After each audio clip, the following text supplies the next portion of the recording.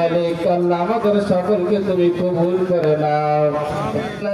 বিএনপির চেয়ারপারসন দেশনেত্রী বেগম খালেদা জিয়ার সুস্থতা কামনায় দোয়া ও নির্বাচনী জনসভা অনুষ্ঠিত হয়েছে।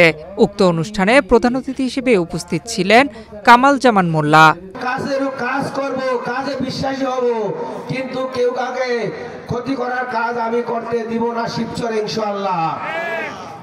প্রিয় ভাইয়েরা, বিগত সরকার আমলে জানেন তো কি ছিল, 15টি বছর প্রত্যেক বাড়ির মধ্যে 3টা করে ভাগ করে রাখছিল ওই লিটন চৌধুরী সাহেবরা।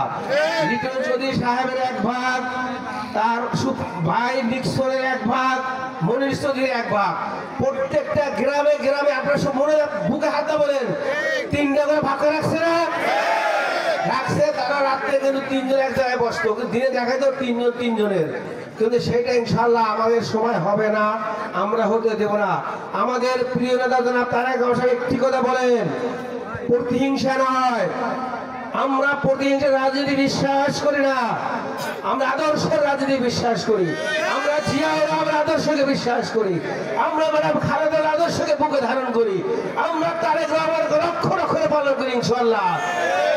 আমরা যতদিন পারি, আমরা জানেন তারেক রহমান সাহেব 31 দফা ঘোষণা দিয়েছেন, এই সংস্কার যদি বাংলাদেশে বিএনপির মাধ্যমে আগামী নির্বাচনের পরে বাস্তবায়ন হয়, বাংলাদেশ হবে বিশ্বের মধ্যে একটি উন্নত কান্ট্রি ইনশাআল্লাহ।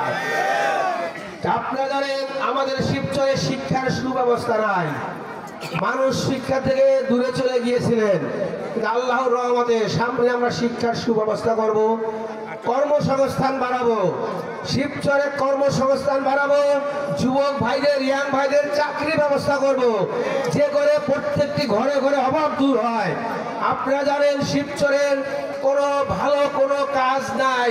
এতদিন ছিল ইয়াং জেনারেশন মাদকে আসক্ত হয়েছিল, কিন্তু আল্লাহর রহমতে মাদক থেকে আমাদের দূরে যেতে হবে। কিন্তু ভাইরা ওয়াদা করে যাবেন না? তাই প্রিয় ভাইরা, আমি আজকে বেশি কথা বলবো না, আপনারা অনেক ধৈর্য ধরে বসে আছেন। আমি ঘুরে ঘুরে আর দুই একটি কথা বলবো, সেটি হচ্ছে আপনারা আমার জন্য দোয়া করলে আমি আপনাদের মাঝে আপনাদের সেই নমিনেশন নিয়ে ইলেকশন করবো। আপনাদের ওয়াদা দিতে পারি, আমি আপনাদের মাঝে আপনাদের সেই নমিনেশন নিয়ে এসে ইলেকশন করবো ইনশাআল্লাহ। কিন্তু আপনারা আমার জন্য গ্রামগঞ্জে গিয়ে ভোট চাবেন, এই ওয়াদাটা খালি করেন যে আমার জন্য ভোট চাবেন। কারণ আপনাদের ভোট না চান আমার কিন্তু কোনো লাভ নাই। আপনাদেরকে ভোট যেতে হবে। শিবচর এমন একটি জায়গা, সেখানে 18টি বছর আপনাদেরকে ভোট কেন্দ্রে যেতে হয় নাই, বাক্স আগে এমনি ভরে রেখেছিল। এখন কিন্তু ভোটের সিস্টেম, ভোট চাইতে হবে, ভোটকে মূল্যায়ন করতে হবে, প্রত্যেকটি ভোটে একটি মূল্যায়ন করতে হবে। তাই প্রিয় ভাইরা, আপনাদের কাছে আমার অনুরোধ, আপনারা সকলে আমার জন্য ভোট চাবেন, আমার জন্য দোয়া চাবেন, আমি যেন আপনাদের মনের আশা পূরণ করে আপনাদের মাঝে থেকে আপনাদেরকে জানি ভালো মন্দ আপনাদের যেভাবে আমি বলে যাচ্ছি এই কাজগুলো যদি করার সুযোগ আমি পাই ইনশাআল্লাহ। আরও উপস্থিত ছিলেন শিবচর উপজেলা বিএনপি সহ বিএনপির সকল অঙ্গ সহযোগী সংগঠনের নেতৃবৃন্দ।